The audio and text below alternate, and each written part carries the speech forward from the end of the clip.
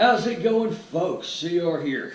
And there's been a lot of questions going around on the internet about what is a good personal protection firearm to buy. Now, I figured I would chime in my 2 cents on this, go over a few different types of guns, go over their pluses, their minuses. Moreover, I want to go over some types of advice you probably shouldn't listen to and some types of people you probably shouldn't listen to because they either don't know what they're talking about or will get you in trouble or something of that nature. Furthermore, you shouldn't just take my word for it. You should listen to other people. You should listen to good advice now. Again, as I said before, there is advice you should write off, and again, I'm going to cover that. But you need to listen to various people who have a little knowledge on the topic. Look at your situation personally and decide for yourself what suits you personally. Nobody knows your situation better than you do, and nobody cares about you and your loved ones like you do, especially not some dickhead on the internet, so to speak. You know, so with that being said, we're going to get into it. Okay, now I'm going to start off by talking about certain types of advice, and mainly certain types of people you probably shouldn't listen to when it comes to picking out a personal protection firearm. This is something that's somewhat important because bad advice isn't going to cost the person that's giving the advice. It's going to cost the person that's taking the advice. And I know I'm being Captain Obvious here on that one, but there are a few types of people you should avoid. First one obviously being the internet commandos. You know, if they're saying stuff like, well, you know, you and your family need to get trained in room clearing and stuff like that, and yeah, they're probably not people you should listen to. If their home defense weapon is an AR-15 and they've got a bunch of attachments on it and they can't tell you why they have each and every attachment on it, they're probably not somebody you should listen to. Not that the AR-15 is a bad home defense weapon. It's actually a great home defense weapon, and there are certain attachments I'll recommend for that. But I'll get into that when I'm talking about the AR-15 in and of itself. Another common generic advice somebody might give is buy a pump-action shotgun. That's all you need. That's really generic advice. It's not necessarily bad advice. It's just the person may not have put too much thought into it. Now, here's a type of person you should avoid at all costs. And this person does not get the scorn they quite deserve. And they'll say, well, buy a shotgun. You don't have to aim, and you're not going to miss with a shotgun. Incorrect. First reason being is that shotguns don't have the spread that person thinks they do. You still have to aim a shotgun. And second, if it did have that type of spread, well, that's just being reckless right there. Because think about it. The pellets that hit the person, okay, well, that's good. But what about the pellets that didn't hit the person because the spread's so wide you didn't have to aim? That person is being a negligent motherfucker, and you shouldn't listen to that person. And yes, if shotguns did have that type of spread, I would say, no, you don't want to use a shotgun at that point. There's another type of person you should definitely not listen to you, and you should definitely disregard their advice. And they're the type of person that says, well, if you need more than 5 or 6 rounds to hit the bad guy, then you're not a very good shot. You shouldn't have a gun. That person is posturing, and I guarantee you that person is probably the first person, if they ever had to defend themselves, would miss 5 or 6 times. That's just posturing. That's just them beating their chest.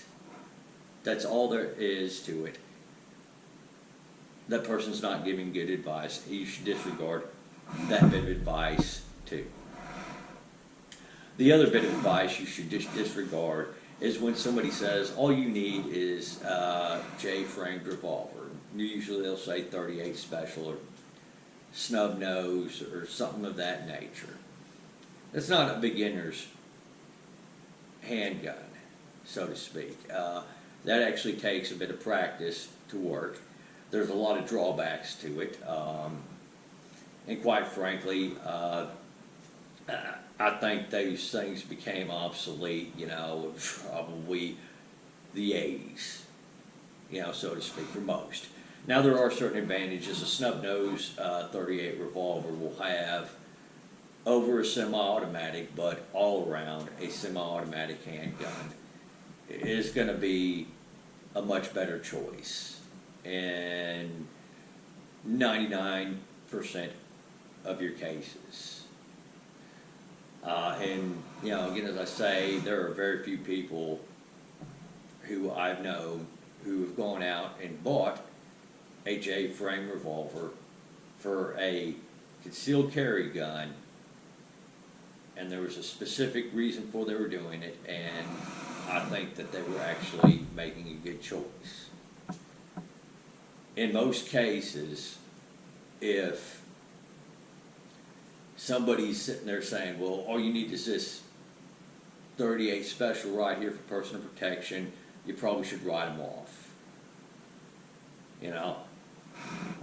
So those are a few different types of people you should ignore their advice on.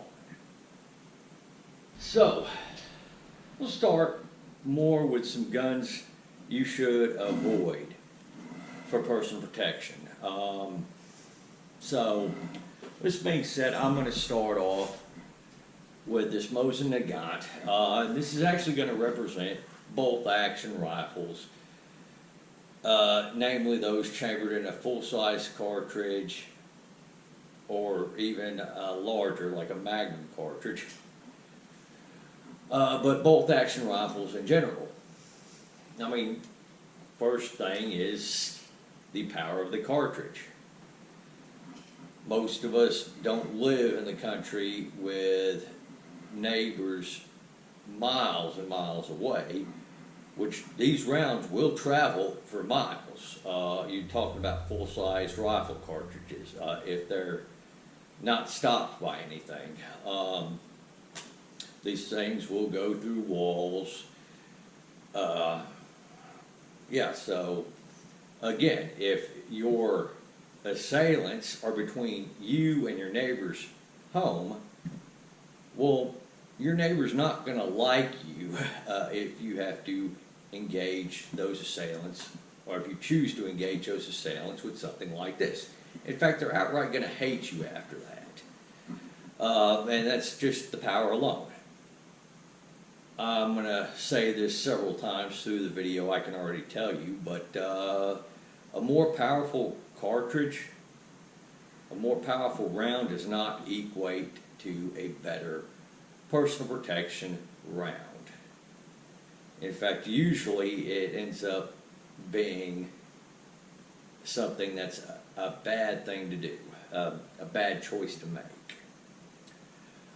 Alright, so we look at the size of the rifle. It's not very wieldy, it's not very good for close quarters just on the length alone.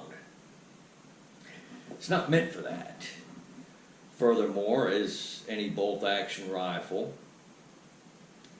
in order to fire a follow-up shot, assuming you still have more rounds in the magazine, you have to pull the bolt back to the rear, push it forward, and go. Now, to do this quickly, it takes practice. Furthermore, even with the practice, it's not guaranteed that you're going to do it quick enough to save your life, especially if there are multiple assailants. So all around, the bolt action rifle is a poor choice for a home defense rifle, a home defense firearm in general. Next thing I'm going to talk about is lever action. Now, I don't necessarily think lever action is a totally unviable choice for a home defense rifle. However, with the stuff we have on the market today, the options you have in just about every state, I would generally say that a bolt action rifle, or a lever action rifle, excuse me, is not the best choice.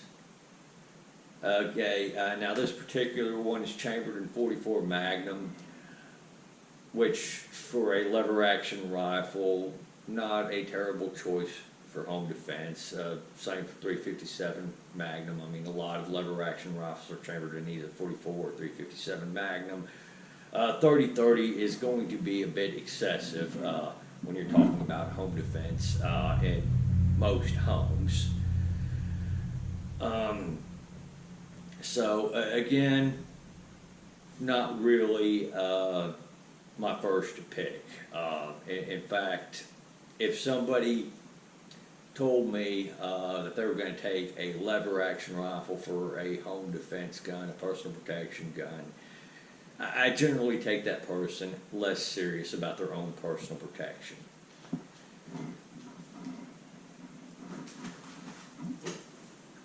Double barrel side by side. Again, you know, people like Joe Biden said, you know, buy a double barrel shotgun. No, not a very good choice for a home defense shotgun. It's chambered in 12 gauge, which is going to have a bit of recoil, you know, but the fact of the matter is you only have 2 rounds before you have to reload. So, not necessarily a good choice if you have multiple assailants. Revolvers. I love my Colt Python. Now, I definitely wouldn't be grabbing this one for home defense for a few reasons. Obviously, this is a collector's. It's real expensive. But moreover, the technology for a revolver, it's something that should have been made obsolete. In fact, I think it is obsolete in the modern sense when you're talking about personal protection. Fun gun to shoot, nice collector's item, nice investment, but it's just not something I would use for home defense. You're limited to 6 rounds. With the J-frame revolvers, a lot of them chambered in 38, you're limited to 5 rounds. Now Taurus does make some .357 revolvers, and you know, with a 7-round capacity. Again, slow to reload, you know, unless you have the moon clips and you've been practicing with it a lot. Again, large caliber revolvers, .44 Magnum, not a very good, especially .44 Magnum or higher, not a good choice. You're going to have a bunch of recoil with this, just plain and simple. You're not going to make follow-up shots very quickly. And again, as I say, furthermore, it's a revolver. You got semi-automatic out there. You got a lot better options for home defense. J-frame revolvers, a lot of people like those for personal protection, and I'm not sure why a lot of people do. I mean, they have 1 or 2 advantages where they would work out better than a semi-automatic, but in 99.999% of the cases, a semi-automatic handgun chambered in 9mm will fail you a lot better. But again, you have people stuck on that old idea of a 38 special on a J frame or a 357 Magnum on a K frame or higher or something like that is going to be better. It's going to be all you need, or going to be good, or going to be better than a semi-automatic for some reason. No, that's just incorrect advice. Novelty guns. Now, I like my Desert Eagle. It's a fun gun to shoot. You know, it's a nice looking gun. Again, not something I'm going for home defense. 50 Action Express, those rounds are real hard to find. The recoil on this makes it too impractical for a home defense weapon or any sort of combat handgun, to be precise. So, no. And by the way, you use something like a Desert Eagle in home defense, and that's another one of those guns, like the bolt action rifle, you're going to be having a hard time explaining to the judge, jury, police, so on and so forth, why you thought that was a good idea to use that for personal protection. And it's probably not going to work out in your favor.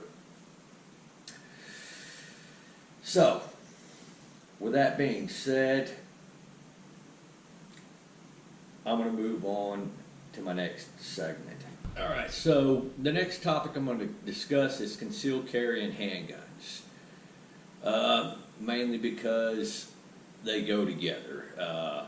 In fact, if you're getting a handgun for personal protection, I would also consider getting your license to carry and getting something you can carry concealed that you can have on you in more places. Handguns aren't the best personal protection firearm, but they do offer something that the better ones don't, and that is you can take them more places. You can carry concealed around your home and outside, so on and so forth. A lot of places it's illegal to open carry a rifle. Furthermore, even in the places like Texas where it is legal to open carry a rifle, you're going to draw a lot of attention to yourself. A lot of it you're not going to want. Number one advice for concealed carry, though, holster. Not just any holster, a good quality holster. The holster should secure your firearm. It shouldn't have any wiggle, or not much of any wiggle. You see how this is nice and secured, you can shake it around a little bit, and it's not going anywhere. You guys remember that video footage of the FBI agent busting some moves on the floor, and then his pistol came unholstered, and when it fell, he went to grab for it, and he accidentally shot somebody doing it. That guy right there, I cannot believe, did not pony up the dough to buy a better holster. Well, actually, I can believe that there are a lot of people the government hires that, quite frankly, don't know as much about firearms as they think they do.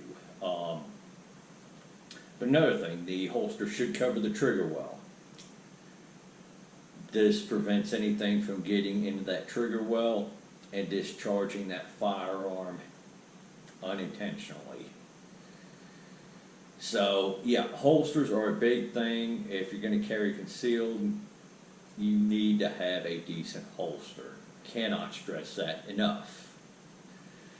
All right, moving on to the actual concealed carry firearm. So, a lot of people like 380. I'm not a very big fan of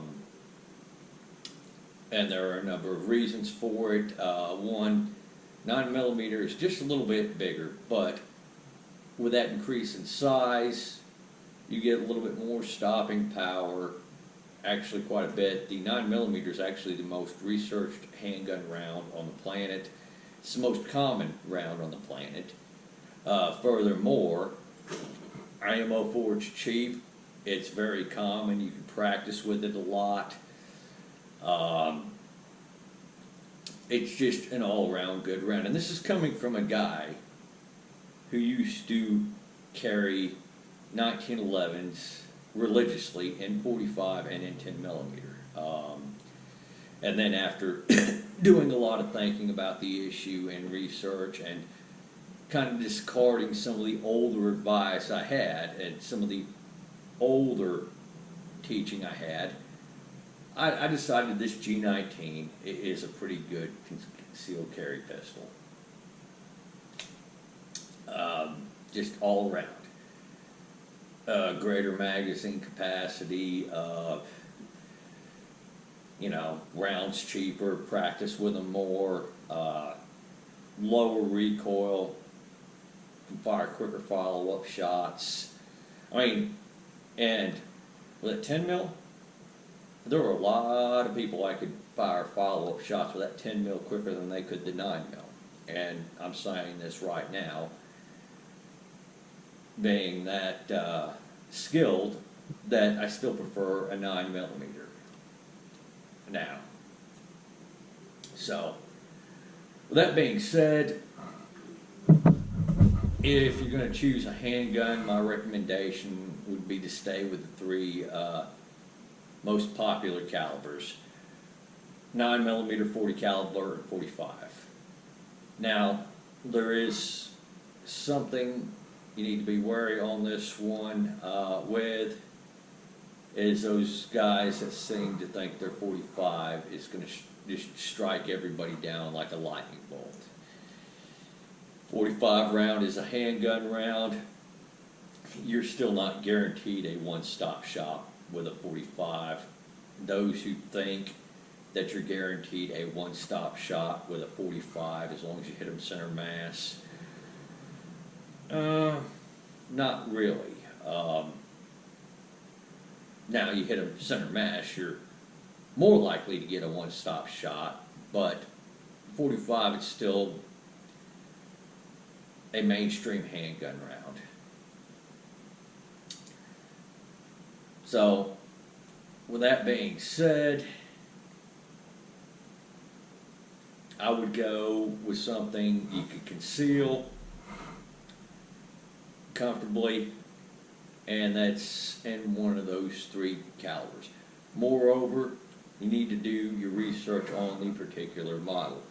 Glocks tend to be very reliable, and they tend to be at a decent price. But if you're not comfortable with a Glock, or if something like this G19 is a little too bulky for you, and it's understandable. I mean, it's pretty easy for me to conceal carry, but I can understand some people needing something subcompact. Do your research on the handgun first before you actually purchase it,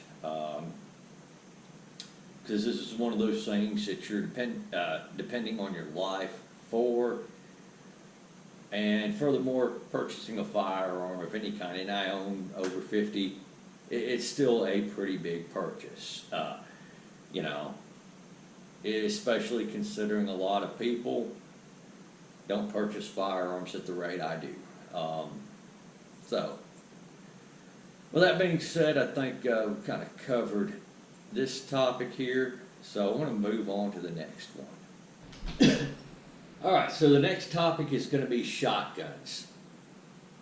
Now, there are two types of shotguns that I think are viable. Well, two categories of shotguns that I think are viable for home defense. One of them is semi-automatic, and the other is a slide-action shotgun. Now, I would personally recommend the slide-action shotgun just due to the fact that there are a variety of shells that you can get for a shotgun, And semi-automatics generally tend to be more picky with the shells. So some of the shells, they're not going to cycle quite the same as a slide action shotgun. Furthermore, when you're talking about getting a slide action shotgun, this is another thing you do need to do your research on, because not all slide action shotguns were created equally. You've got slide action shotguns for bird guns. You've got slide action shotguns that are more suitable for home defense. Generally, you want the 18.5-inch barrel for home defense. Furthermore, you don't want to saw it down any further, because I'm telling you guys, you don't want to have to deal with the ATF. Just saying. Alright, so the other thing I was saying you needed to do your research on with slide action shotguns not being created equally is because some of them don't have the same quality as others. There are certain slide action shotguns, you have to have it positioned just right. You have to slide the shotgun, slide the bolt back to the rear just right, otherwise it's not going to cycle the round. Again, you know, you want something that's going to work a lot more reliably. You know, I can't stress this enough, your life depends on it. If you're using it for personal protection, and you actually have to use it in personal protection, your life depends on it. So, yeah, definitely do your research on that, on particular models, if the shotgun is the route you go down. Now, I know I don't have a sling on this. I'm not using this for home defense. However, any long gun you get for home defense should have a sling on this. And I know a lot of people don't do this. However, they should. And the reason for this being is you have a home invader or multiple home invaders, and they get trapped in your home while you have them at gunpoint. At some point, you're going to have to reach for this and call the police, right? Now imagine being on the phone and trying to call the police like this and you don't have a sling. It's going to get really uncomfortable. The sling, if you've got it set right, can actually help take some weight off that. And if the home invader or home invaders decide while you're on the phone trying to call the police that they want to now try to fight you, you make it harder for them to take your firearm away from you and use it against you. If that makes any sense, which hopefully it should. So, yeah, that's why I would recommend having a sling on any long gun you choose to have for home defense. The type of shells, what I would recommend for home defense shotgun, you know, it's a slide action shotgun, it'd be 12 gauge, and a lot of people will just say out of reflex double-aught buck. It's the most common round. In fact, the police use double-aught buck in a 2 3/4 shell. What I recommend is number 4 buckshot.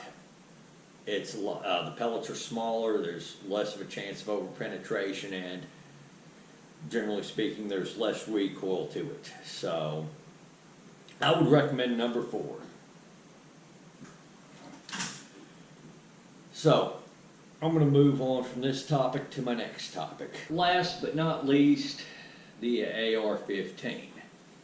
Now, I wish they would take SBRs and suppressors off the NFA Title II list, because I think they are far more better suited for most people's needs when it comes to home defense for a number of reasons. However, I'm going to stay in the NFA Title I realm of things, because that's what most people are going to get by a long shot. So I'll bring up the 6.920. I like AR-15s. In fact, I recommend them the most, specifically because ammunition's cheap. If you pick out the 193s, which are the 55 grain rounds, you can train with them and they work out suitable for home protection. The AR-15 itself, I think I said it was modular. There are a variety of setups you can use to make it work best for you. Low recoil. The rounds are actually far less likely to over-penetrate than you think, unless you're using the 995s, which are a tungsten core round, which I don't think you can get those legally. I could be mistaken, but those tungsten core rounds are the actual armor-piercing rounds, not what the gun controllers, said about the M855 ball round. That's not an armor-piercing round, despite what they would tell you. Yeah, again, you get it in the carbine version. That's usually the most ideal. You can get it in for home protection. Now, I said earlier about the commando that they needed to explain. If they couldn't explain why they had all the attachments on their rifle, that was kind of more of a giveaway that they're more of an internet commando or more tactical, so to speak. But I'll talk about some of the attachments I have on this one. The angle foregrip, I have that on there specifically so my hand goes in the exact same spot every time I'm shooting it. The basic marksmanship principles, you want to do the same thing over and over and over again. That's repetitiveness. I have the light on here. Obviously, it's a home defense rifle, and I got the pressure switch.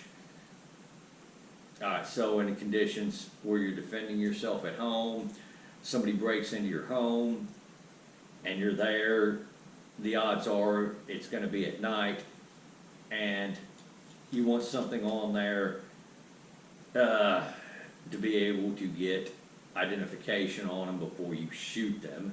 Obviously, you want to make sure it's an intruder and not a family member. And you got the pressure switch on there because you don't want the light on all the time while you're trying to defend yourself from from a home invader or multiple home invaders. That'll just give away your position a lot quicker.